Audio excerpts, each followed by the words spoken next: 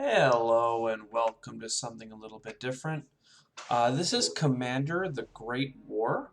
It's one of my old personal favorite games, and I really like playing from the Central Powers point of view. This is about the First World War, and putting the AI on hard and seeing if we can do good. There's a intro video you can watch The that has a little bit of Serbian footage, but enemy is oh, ill-equipped but battle-hardened from the Balkan Wars and has taken up positions in mountainous terrain. While our Austrian army has numeric superiority, reinforcements will soon be needed in the east to meet the threat of a Russian invasion. cool. So it's early in the war.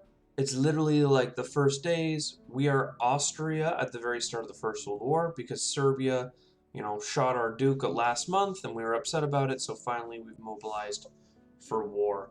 I know for you guys that the screen has been put into a square, but for me it's widescreen and everything's stretched out. So that's the mouse is a little bit wonky.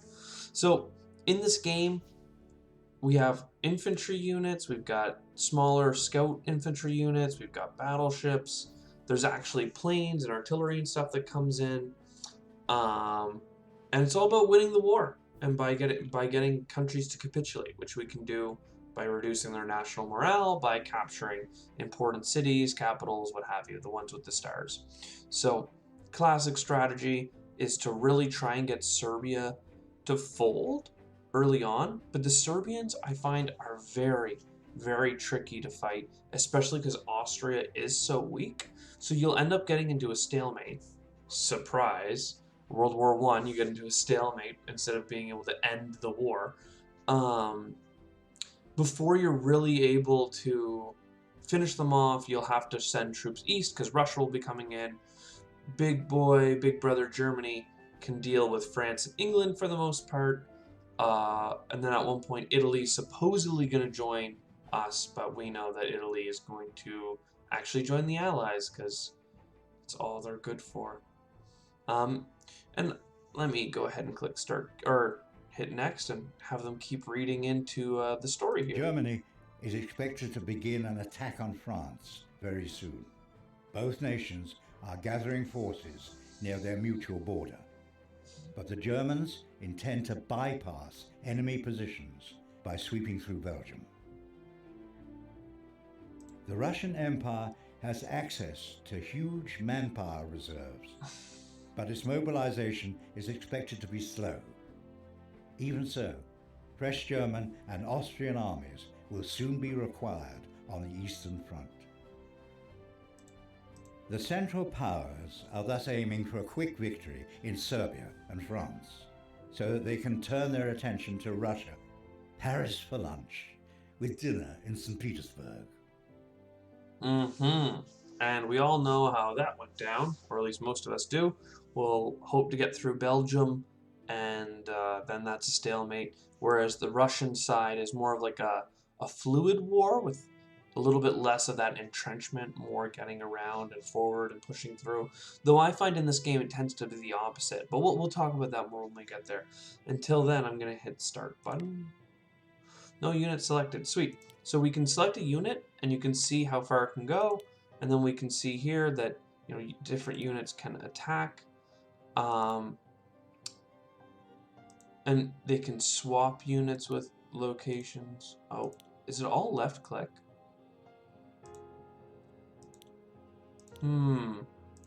So you can't attack unless it says that you can.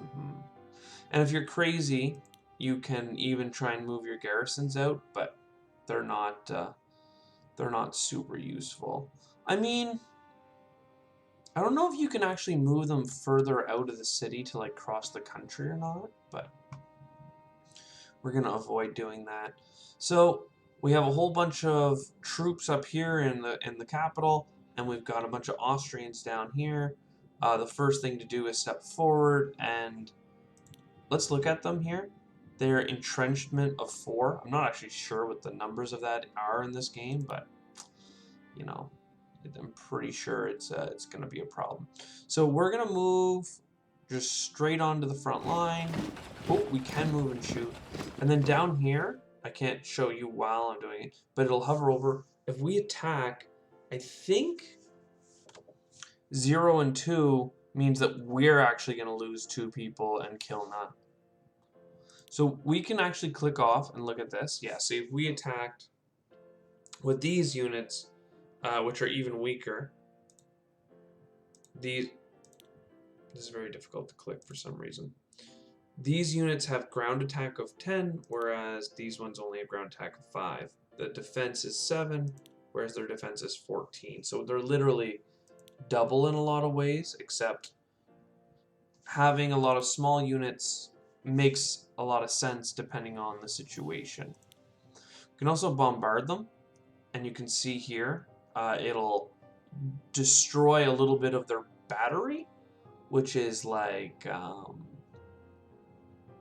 how would I describe that? Basically, like their amount of ammunitions and supplies and stuff. So I don't know if we want to move that fighter or not. We also have, as Austria, 1 railroad capacity, which means we can move 1 unit real far with a railroad. So we're going to bring a unit right into Sarajevo. Woo! And I'm pretty sure, yeah, that they lose efficiency and supplies for making that move. Can the battleship... Yeah, the battleship can hit there. I'm pretty sure. Oh, that's an armored cruiser. Sorry, armored cruiser cannot, but this one could. We have up 2 battleships, a dreadnought and a pre-dreadnought. Firing battleships is very, very ammunition heavy, and it doesn't actually seem to do that much, at least not early on. So we're just going to move forward here a bit. I think that our opening moves are going to be something as simple as bombing their weaker unit up front. Boom, a little bit of bombing. Did no damage. We got a low roll there. Their efficiency has been reduced. We will step up here. This unit here is in the privileged location of only 1 location can counterattack on him. Like they could focus 2 on here and even flank and try and get 3 on Sarajevo. So we're going to use them to attack first and take the biggest brunt. They're also attacking over water. There's apparently a river crossing here, so it's pretty bad. Then this one will come in. This one will come in second. And then this one third. And that was enough to destroy. We could step up and into that location. But I think we won't. And we'll bait them into stepping out of their entrenched line. Next up is the cavalry. Down. The artillery. I don't want the artillery to get hit by them coming out of their cover, because that actually is dangerous for us. And I'm debating on what to do with these soldiers. I would hate to send them south and then have them not be useful. And like this one here, we could send to Germany. I'm trying to think about where we really want units to end up, I guess, is the question. We don't want to bother losing our efficiency here. Let's move the Dreadnought to here. I think that says down here that it'll cost 4. Oh, look, I can do it this time. Let's start bombing. Yep, it did cost 4. So they didn't even lose efficiency. They might have lost some entrenchment. Again, I don't find it that useful. Meanwhile, artillery, especially early on, bombard is 6, strategic attack 18, ammunition cost is 10. Ugh. Whereas the ammunition cost of dreadnoughts is only 3, but their bombard is so weak that you end up never doing anything. Ground attack is 3. Artillery ground attack is 3. Line of sight 1, movement 7, range 2. The range is only 1 on dreadnought, where artillery can shoot over the line. I'm pretty sure that the ground attack isn't what's important, it's the bombard that is. These guys we'd like to put on trains in the future. And this is actually Romanian land. So we won't be at war with Romania when the war on Russia is declared. So what we should do is I think we'll have one of these guys end up going south. And one will go north.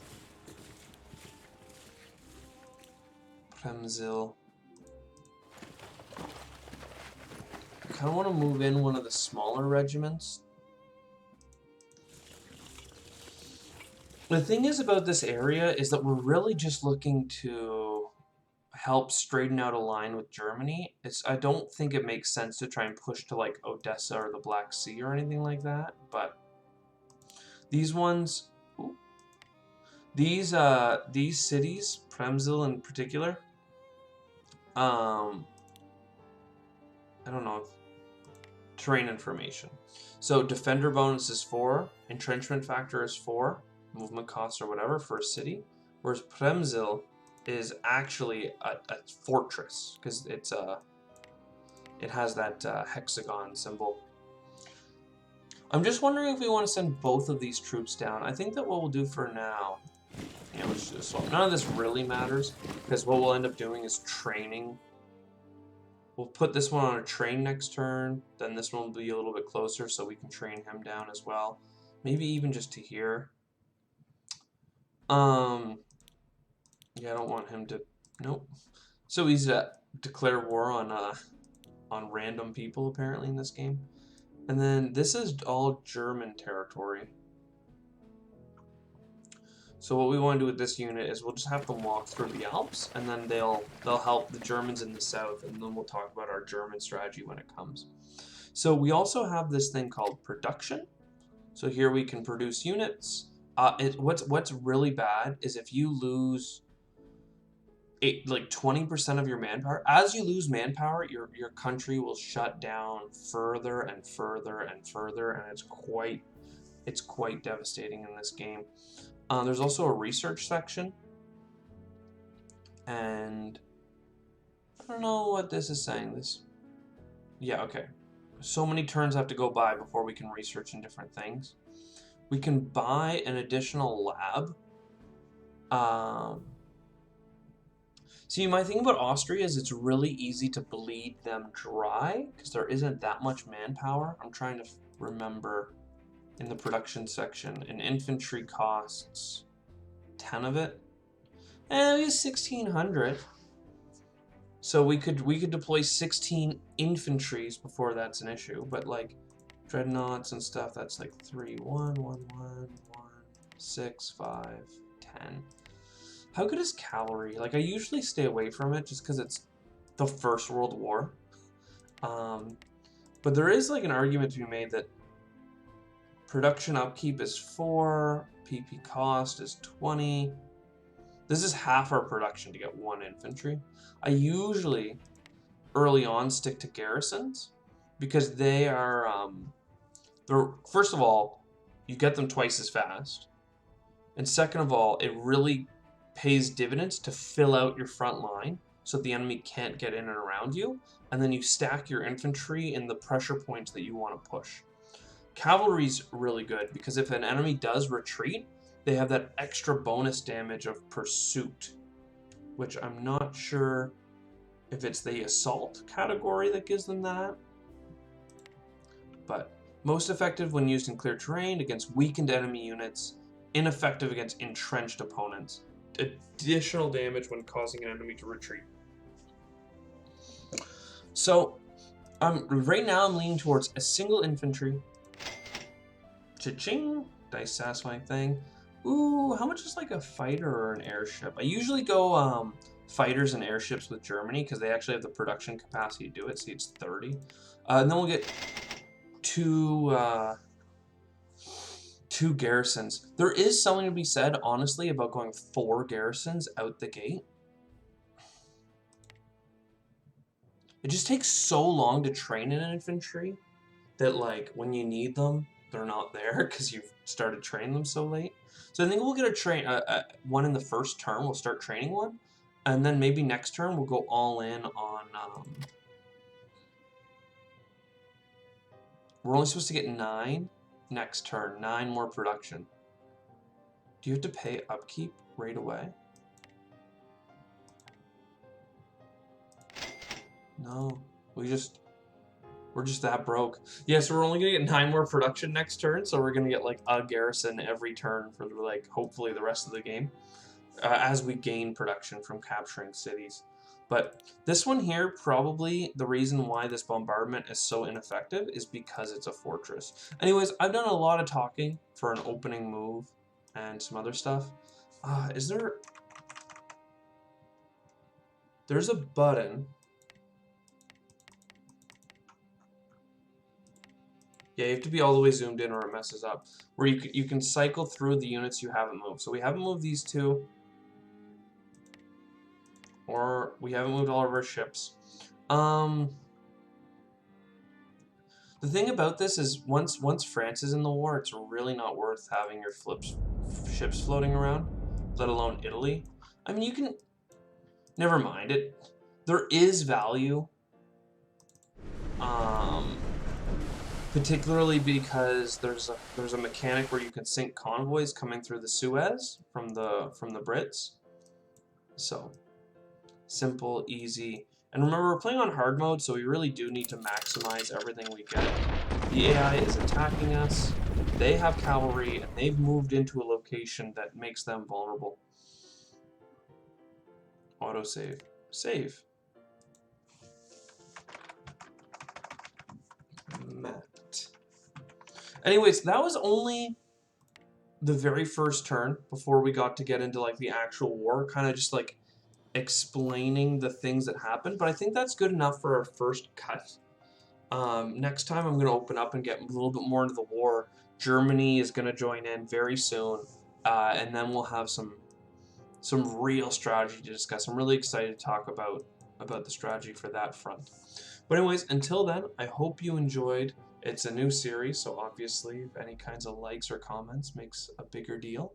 And I'll see you in the next one. Cheers.